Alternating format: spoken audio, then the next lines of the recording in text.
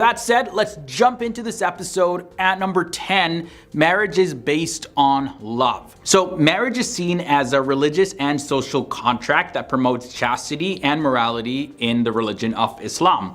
It is a sacred bond between two individuals based on mutual love, respect, and commitment. Now, the Quran, the holy book in Islam, encourages marriage as a way to establish a stable family life and to raise children in a moral and religious environment. Muslims are taught that marriage is not just a physical or emotional relationship, but it's also a spiritual one, and that it is a way to also please God and seek the blessings of God. Number 9, let's talk about multiple wives. So Muslims are permitted to have multiple wives. I should restate that Muslim men are permitted to have multiple wives. However, it is important to note that this is allowed only under certain conditions. Men must treat all of their wives equally and justly, and this means that they need to provide for each of them financially as well as emotionally. So in every single aspect, they gotta provide for their wives equally. Now, the Quran states that men should definitely incline to one wife only if they fear that they aren't going to be able to treat all of them justly and fairly. Women, though, are only allowed to marry one Muslim man to ensure that their rights are protected and that there is no mistreatment at all in the marriage. Number 8 leads us to consent being needed. Before getting married, it is mandatory for both men and women to have the consent of their parents or guardians. This is set in place to ensure that the decisions is well thought out and also taken with the guidance of trusted individuals. The consent of parents is also seen as a way to preserve the family's honor, as well as it's seen as something that helps prevent any potential conflicts that may come up in the marriage. Also, did you know that divorce is permitted? Yes, divorce is allowed in Islam, but it's something that is strongly discouraged and considered to be the last resort. The Quran encourages reconciliation and forgiveness, and Muslims are taught to try to resolve any issue in the marriage before resorting to divorce. You can't just be like, oh, I'm tired of you, oh, divorce. No. You gotta exhaust all of your options first. And Muslims are also encouraged to seek the help of a neutral third party, such as maybe an Islamic scholar or someone to try to resolve any conflicts going on in the marriage. Coming up at fact number 6, we have a little bit more information about the role of husbands in the marriage. In an Islamic marriage, the husband is responsible for providing for the financial needs of the entire family, while the wife is responsible for managing the household affairs as well as raising the children. This division of responsibilities is based on the belief that men and women have different roles and strengths, and that these roles complement each other.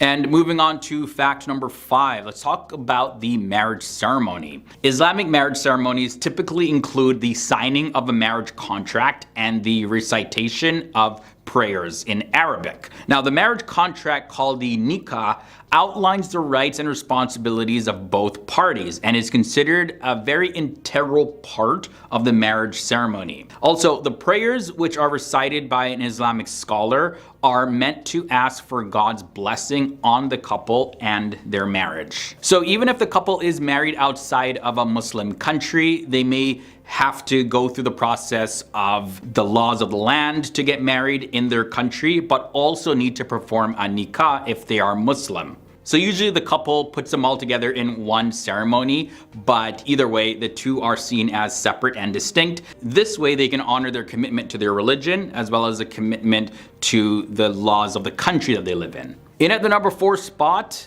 marriage is also a symbol of faith. And I'll break down what that really means. So Muslims believe that a strong and healthy marriage is a reflection of one's faith and devotion to God. The spiritual aspect of marriage is an integral part of the Islamic tradition, and it's also believed that a couple's relationship with God is actually strengthened through their commitment to each other in their marriage. Family is also a huge part of the Islamic marriage. So in Islam, the family is considered to be the foundation of society, and marriage is seen as the cornerstone of that foundation. A stable and healthy marriage is seen as an essential part for the well-being of individuals, families, and society as a whole. So yes, if you don't have any individuals, well, you can't have a family, and if you don't have a family, there's no society, there's no community, there's no cities, no countries, none of that. So that's why they stress that family is such an important part. And you can have a family through the construct of marriage in Islam. Now, we touched on this a little bit, but for fact number 2, it is very important for society, marriage. Yeah, marriage is considered one of the most important foundations of society in Islam, and the religion has set specific guidelines to ensure that it is a positive and fulfilling experience for all parties involved. The emphasis on reconciliation and forgiveness in the event of conflicts, for example, as well as the importance of consent of parents, as well as the provisions for the rights and responsibilities of both parties, are just some of the guidelines that make Islamic marriage a unique and meaningful institution. So the whole intent of it is for it to be something positive, not negative in society. And the fact we'll end off with this episode on, number 1, is marrying young. Muslims believe that marriage is not only a bond between two individuals, but also a bond with society, family, and God. Muslims are encouraged to marry at a young age, and it is seen as a way to ensure that they will lead a morally upright life and raise children in a religious and moral environment. Alright guys, so that does it for this episode. This was a look at 10 surprisingly halal facts about marriage in Islam. I know some of these are probably surprising to you if you're not Muslim, and maybe if you're Muslim, some of them were surprising to you. Either way, I want to know your thoughts and comments down below. These points definitely give us a glimpse into the various aspects of marriage in Islam, and it's definitely clear that marriage is not just a contract between two people, but it's also a way to strengthen one's faith and devotion to their God.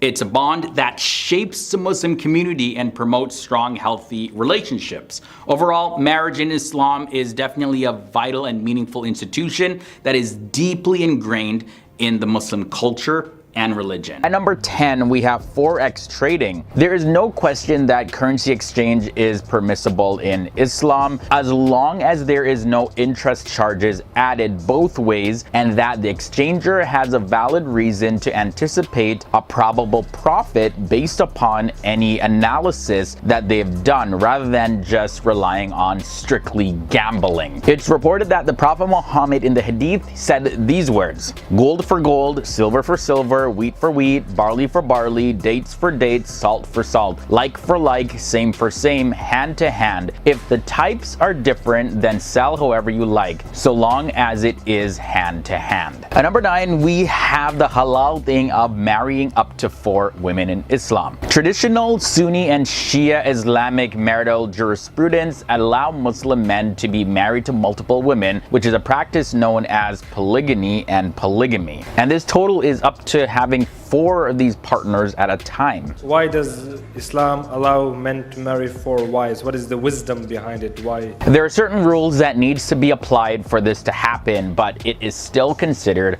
halal. In the Quran, Surah 4 verses 3, it says the following: "And if you fear that you will not deal justly with the orphan girls, then marry those that please you of other women, 2 or 3 or 4. But if you fear that you will not be just, then marry only one or those your right hand possesses. That is more suitable that you may not incline to injustice." Number 1, Islam was not the first religion who came up with the idea of having more than one wife. All these great messengers, the prophets of Allah, they had more than one wife. They said for every 16 girls, there's a one boy that is born. Islam says no. These women, they have rights to be loved, to be wives, to have children, and so on. And now that kind of leads us into number 8, and that is marrying a non-Muslim. Islamic marriage rules between Muslim men and non-Muslim women are regulated by Islamic principles. There are some restrictions though to whom a Muslim can marry, specifically a Muslim man. According to the Quran, Surah 5 verses 5, it says this: "This day all good foods have been made lawful, and the food of those who were given the scripture is lawful for you and your your food is lawful for them. And lawful in marriage are chaste women from among the believers and chaste women from among those who were given the scripture before you, when you have given them their due compensation, desiring chastity, not unlawful sexual intercourse, or taking secret lovers. And whoever denies the faith, his work has become worthless, and he in the hereafter will be among the losers. Partying comes in at number 7. It is okay to have parties. In Islam, having a good time and relationships with relatives and friends, it's actually an obligation even if that relative isn't a Muslim. So therefore, having gatherings with friends and families and parties and all of that, it's actually recommended, as long as you keep in mind that these certain gatherings should not have any sort of gossip or,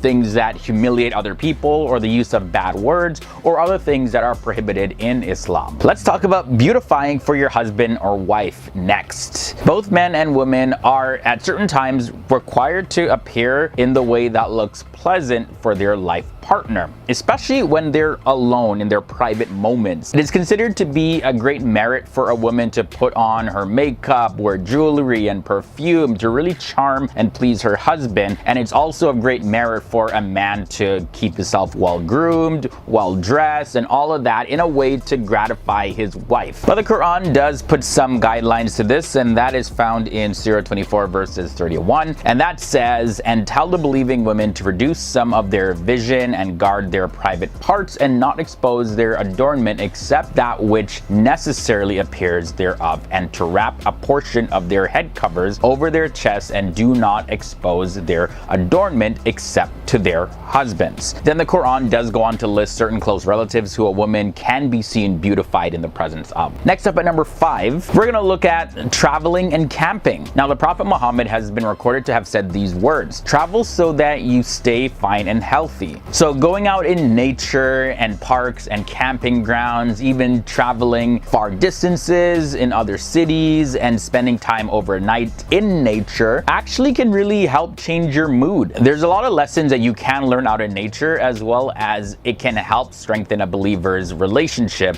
with God. Number 4, let's look at owning pets. So according to Islam, human beings are allowed to use animals, but only if the rights of the animal is 100% fully respected. The owner of an animal must do everything to benefit the animal. But some people believe that the animal that is kept should never ever be a dog, because Islam does forbid keeping dogs except guard dogs and hunting dogs. Now, in the hadith narrated by Abu Hurairah, it says this: "Whoever keeps a dog that is not a dog for hunting, herding, livestock, or farming, 2 kirats will be deducted from his reward each day." Dancing comes in next at number 3. Now, this is a little bit of a sensitive one because there's quite a bit of different opinions, but it's said that there is no problem in dancing in itself. However, if the dancing does include some sort of sexually provocative actions, that is forbidden. And it doesn't make any difference to what the type of music is that a person is dancing to. So generally speaking, if dancing is done in a sexually provocative way that can lead to committing other forbidden acts or involves having a bad effect over somebody, then it is forbidden. But generally speaking, outside of that, dancing is allowed in Islam. We're almost at the end of this episode. We got 2 more to go. At number 2, we have divorcing up to 3 times. So when marital harmony cannot be achieved at all by the couple, the Quran does allow and even advises the spouses to bring the marriage to a full end. In the Quran, it says this: "And if he has divorced her for the 3rd time, then she is not lawful to him afterward until after she marries a husband other than him. And if the latter husband divorces her or dies, there is no blame upon the woman and her former husband for returning to each other if they think that they can keep within the limits of Allah. These are the limits of Allah which he makes clear to the people who know." And that is taken specifically from the Quran, Surah 2 verses 230. We made it to number 1. The halal thing that we're going to end off this episode with is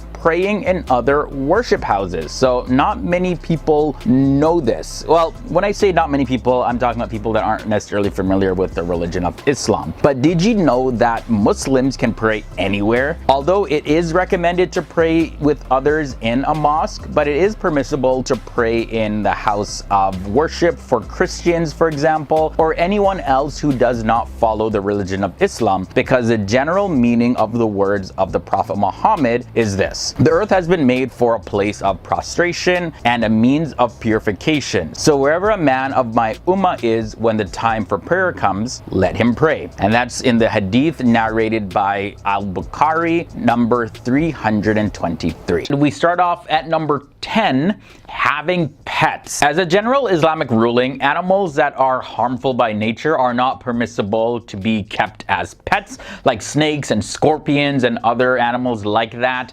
But animals that are generally not harmful are permissible to keep unless specified otherwise.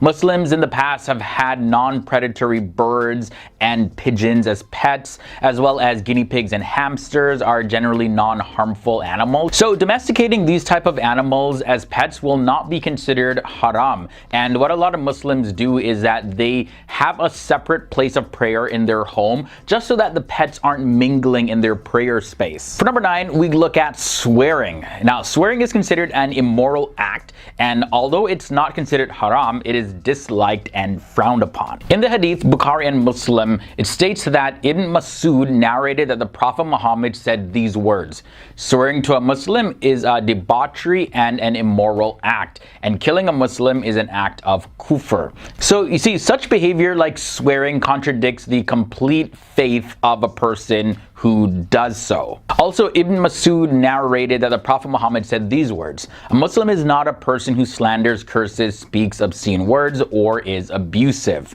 And the Hadith Bukhari also reported that Abdullah bin Umar narrated that the Prophet Muhammad said, a Muslim is a person whom all Muslims are safe from his tongue and hands. Number 8, eating with the left hand. The majority of Islamic scholars state that eating and drinking with your right hand is recommended and rewarded, and is undesirable to eat or drink using your left hand when not necessary. Now, some people actually have a real problem that prevents them from using their right hand, such as being paralyzed or simply being left-handed. In this case, they are excused and there is no blame put on them. In one hadith by Al-Nawawi, it said, if he has an excuse for not eating and drinking with his right hand, such as sickness or an injury, then this is not makruh. Next up, let's look at proposing to an engaged woman. If a person has proposed to a woman, it is not permitted for anyone else to offer a proposal to her because of the hadith of Ibn Umar, which states that the Prophet Muhammad said,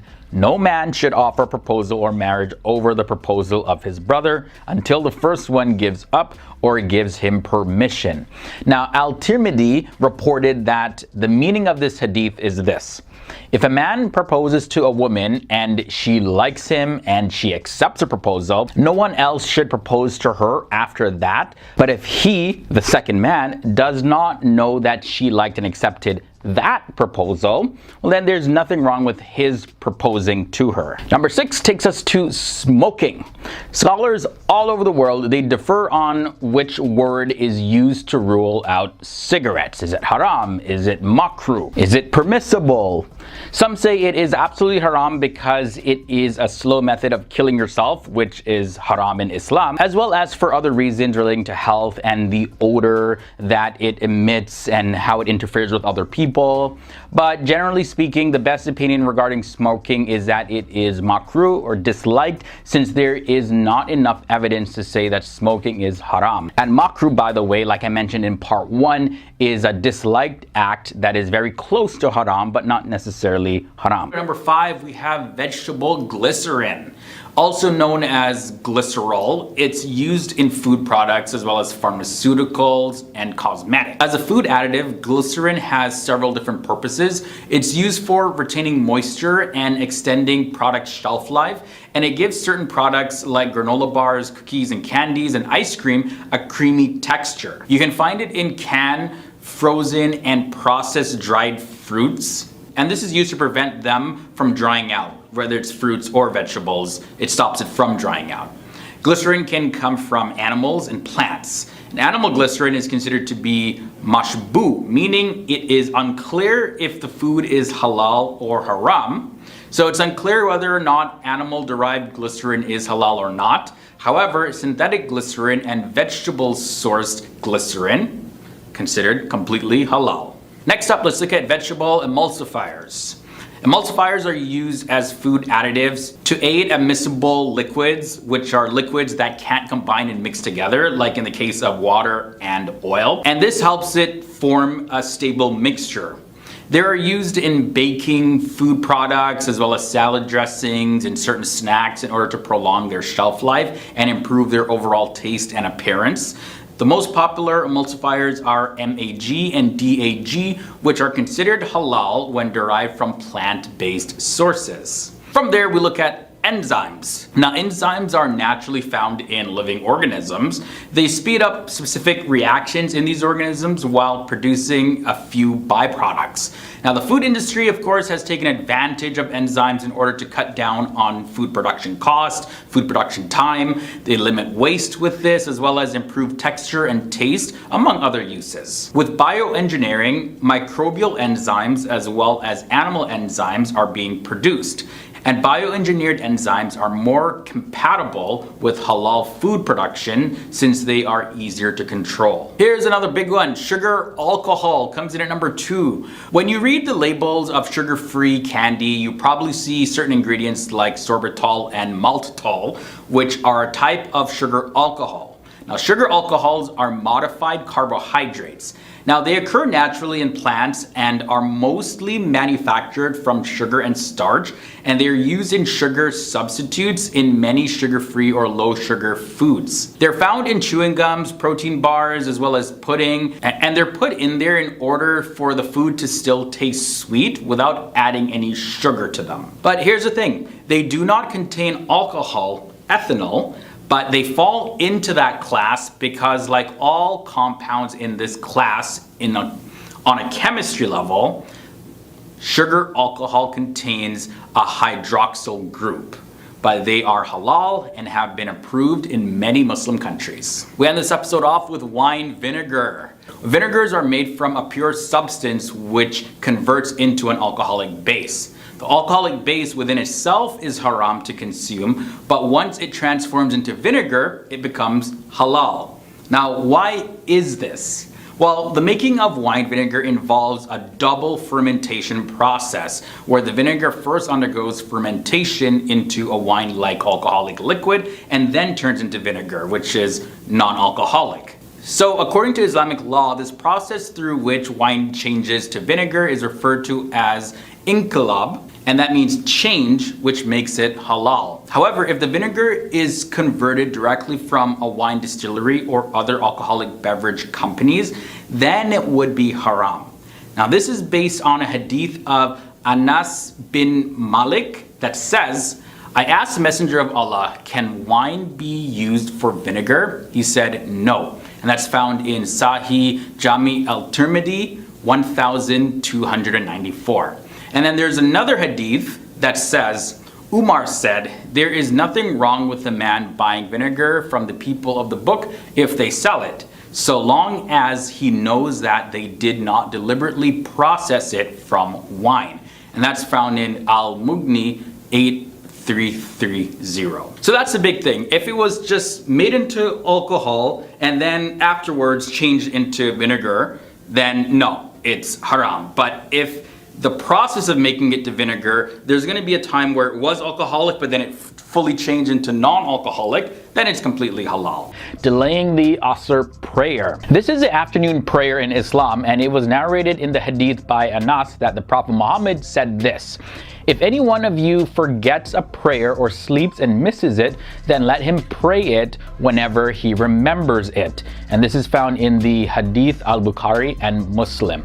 So based on this, it is not haram to delay the Asr prayer till the sun changes the color in the sky. However, you would have missed the rewards for performing it in the preferred time period. Number 9, this is a big one, rushing during prayer.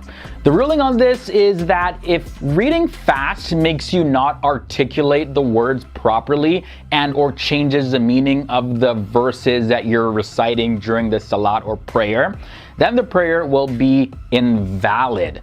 But if the meaning is actually not changed, then the prayer is still valid. However, you don't get any of the rewards from the prayer except for just the amount of time that you were actually focused during that prayer. Fasting on Eid al-Fitr comes next. Although fasting is considered a righteous act in Islam, there are times when fasting is considered prohibited or discouraged according to the majority of Sunni Muslim scholars. Now, it is said that the Prophet Muhammad forbade Muslims from fasting on the day of Eid al-Fitr since it is a day to feast. Alright guys, number 7 brings us an interesting one. Using gold or silver utensils. In the Hadith, Bukhari and Muslim, it says this: the Messenger of Allah said, "Do not drink from silver or gold utensils, and do not eat in plates made from them, for they are for them, disbelievers, in this world, and for us in the hereafter." However, though, it is permissible to keep them as investments for decoration or other purposes. Number 6 brings us to buying and selling at the time of Adhan, or the call to prayer. Now, in the 9th verse of Surah Al-Jumu'ah, it says this: "O you who believe, when the call is made for prayer on Friday, then hasten to remember Allah and leave your trade." And we start off at number 10, having pets. As a general Islamic ruling, animals that are harmful by nature are not permissible to be kept as pets, like snakes and scorpions and other animals like that. But animals that are generally not harmful are permissible to keep unless specified otherwise. Muslims in the past have had non-predatory birds and pigeons as pets, as well as guinea pigs and hamsters are generally non-harmful animals. So domesticating these type of animals as pets will not be considered haram. And what a lot of Muslims do is that they have a separate place of prayer in their home, just so that the pets aren't mingling in their prayer space. For number 9, we look at swearing. Now, swearing is considered an immoral act, and although it's not considered haram, it is disliked and frowned upon. In the Hadith, Bukhari and Muslim, it states that Ibn Masud narrated that the Prophet Muhammad said these words: "Swearing to a Muslim is a debauchery and an immoral act, and killing a Muslim is an act of kufr." So you see, such behavior like swearing contradicts the complete faith of a person who does so. Also, Ibn Masud narrated that the Prophet Muhammad said these words: "A Muslim is not a person who slanders, curses, speaks obscene words, or is abusive." And the Hadith Bukhari also reported that Abdullah bin Umar narrated that the Prophet Muhammad said, "A Muslim is a person whom all Muslims are safe from his tongue and hands." Number 8, eating with the left hand. The majority of Islamic scholars state that eating and drinking with your right hand is recommended and rewarded, and is undesirable to eat or drink using your left hand when not necessary. Now, some people actually have a real problem that prevents them from using their right hand, such as being paralyzed or simply being left-handed. In this case, they are excused and there is no blame put on them. In one hadith by Al-Nawawi, it said, "If he has an excuse for not eating and drinking with his right hand, such as sickness or an injury, then this is not makruh." Next up, let's look at proposing to an engaged woman. If a person has proposed to a woman, it is not permitted for anyone else to offer a proposal to her because of the hadith of Ibn Umar, which states that the Prophet Muhammad said, "No man should offer a proposal or marriage over the proposal of his brother until the first one gives up or gives him permission." Now, Al-Tirmidhi reported that the meaning of this hadith is this: if a man proposes to a woman and she likes him and she accepts a proposal, no one else should propose to her after that. But if he, the second man, does not know that she liked and accepted that proposal, well, then there's nothing wrong with his proposing to her. Number 6 takes us to smoking. Scholars all over the world, they differ on which word is used to rule out cigarettes. Is it haram? Is it makruh? Is it permissible? Some say it is absolutely haram because it is a slow method of killing yourself, which is haram in Islam, as well as for other reasons relating to health and the odor that it emits and how it interferes with other people. But generally speaking, the best opinion regarding smoking is that it is makruh or disliked, since there is not enough evidence to say that smoking is haram. And makruh, by the way, like I mentioned in part 1, is a disliked act that is very close to haram, but not necessarily haram. Now, moving on to number 5, eating after sex. It is permissible for a person, whether a man or a woman, to touch things such as clothing and food before bathing after having intercourse. It's reported in a Sahih hadith that Abu Huraira was with the Prophet Muhammad one day, and then he withdrew from him, and then he came back, and the Prophet Muhammad said this: "Where were you, O Abu Huraira?" He said, "I was ritually impure and did not want to sit with you when I was not tahir, or pure." The Prophet said, "Subhanallah, a Muslim does not become ritually impure." Next up, we have an animal slaughter in front of other animals. Scholars agree that part of the etiquette of slaughtering is not to slaughter one animal in front of another. And Ibn Qudayma in a hadith said this: "It is makruh, disliked, to slaughter one sheep when another is looking on." And Sheikh Abd al-Mushin al-Abad said these words: "He should not slaughter it with a tool or cause pain to it as he is slaughtering it. Also, he should not slaughter it in front of another because this is torture." Next up at number 3, talking during ablution. It is permissible for a person to speak while doing his wudu or ablution, which is washing your body parts, because there is nothing to indicate that this is not allowed according to Islamic Sharia law. It's also been reported by some of the scholars that it is makruh to speak while doing wudu. An-Nawawi spoke of the traditions of wudu and actions that are preferred while performing it, and he said this: "He should not speak unnecessarily during wudu." So it is frowned upon, but not necessarily haram. Moving on to number 2, foreplay. Engaging in this is an important part of a happy marriage, and it should never be disregarded. Malik ibn Anas reported that the Prophet Muhammad said these words: "None of you should come onto your wife like an animal, but rather there should be between them a messenger." It was said, "What is a messenger, O Prophet of Allah?" He replied, "Foreplay of kissing and words." Also, Imam Ibn Qudama, the famous Hanbali jurist, he mentions a narration where the Prophet Muhammad is reported to have said, "Do not begin intercourse until she has experienced desire like the desire you experience, lest you fulfill your desires before she does."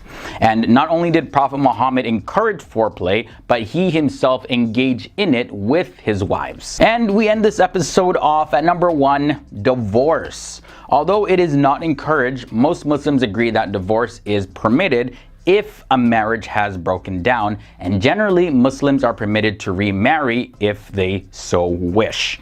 In the hadith, Abdullah ibn Umar reported that the Prophet Muhammad said these words: "The most detestable of lawful things before Allah is divorce." So although divorce is allowed, Muslims should really try to avoid it if possible. This means that many Muslims who experience difficulties in their marriage, they try to resolve their issues just so it doesn't lead to the path of divorce.